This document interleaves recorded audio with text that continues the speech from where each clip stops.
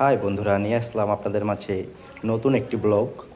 এখানে আমার গাপ্পি মাছদের কিভাবে খাবার দিই আপনারা দেখতে পারেন। এখন আমি আর ছাদের উপরে যে ট্যাঙ্কিটা আছে ওইটাতে কিছু গাপ্পি মাছ ছাড়ছি, এগুলার এখন আমি খাবার দিব।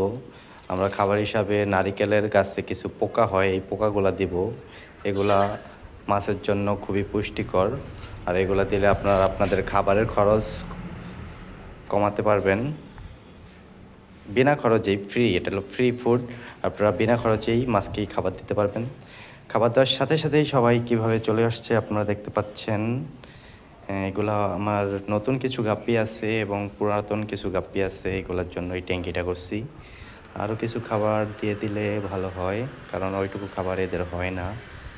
তো আমি আরও কিছু খাবার নিতেছি এবং এই খাবারগুলো দিয়ে দেব। দেখেছেন, এই যে এই খাবারগুলা খুব ভালো, এদের জন্য মাছের জন্য প্রোটিন। এই পোকাগুলা নারিকেল গাছে হয়, আপনার নারিকেল গাছের পাতার নিচে এই পোকাগুলা হয়। তো এইগুলা আমি দিয়ে দিব মাছকে, এবং দেওয়ার সাথে সাথেই দেখবেন কি সুন্দর চলে এসে গপাত গপাত করে খেতে থাকে। এই তো চলে এসেছে আমার মাছগুলো খাওয়ার জন্য এবং গপাত গপাত করে খাওয়া শুরু করলো। আপনারা যারা মাছ পালেন তারা এরকম নারিকেল গাছের নিচে, পাতার নিচে যেই পোকাগুলা থাকে, এই পোকাগুলো আপনার মাছকে খেতে দিতে পারেন। এগুলাতে আপনাদের খাবারের খরচ একদম ফ্রি, কোনো টাকাই লাগবে না, একদম প্রকৃতি থেকে আপনি নিতে পারবেন। তো বন্ধুরা, আমাদের এই নতুন ব্লগ আপনারা দেখতে থাকেন এবং আমাদের পাশে থাকেন। আমাদেরকে লাইক করবেন, কমেন্ট করবেন এবং আমাদের চ্যানেলটা সাবস্ক্রাইব করবেন। তো বন্ধুরা, যাদের আমার মতো মাছ পালেন তারা টাকা দিয়ে খাবার না কিনে এভাবে প্রকৃতি থেকে খাবার নিতে পারেন।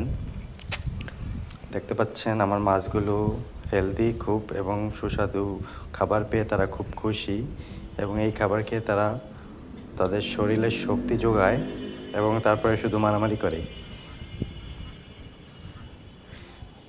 এখন তারা খাচ্ছে, এই খাবারগুলো পেয়ে তারা খুব খুশি। তো বন্ধুরা, আপনারা যারা মাছ পালেন তারা এইভাবে খাবার দিতে পারেন। তো গাইস, ধন্যবাদ আমাদের সাথে থাকার জন্য। যারা আমাদের চ্যানেলটি এখনও সাবস্ক্রাইব করেননি তারা সাবস্ক্রাইব করবেন এবং লাইক কমেন্ট দিয়ে পাশে থাকবেন। ধন্যবাদ বন্ধুরা, আবার দেখা হবে নতুন কোনো ব্লগে। ধন্যবাদ। আসসালামু আলাইকুম রহমতুল্লাহ।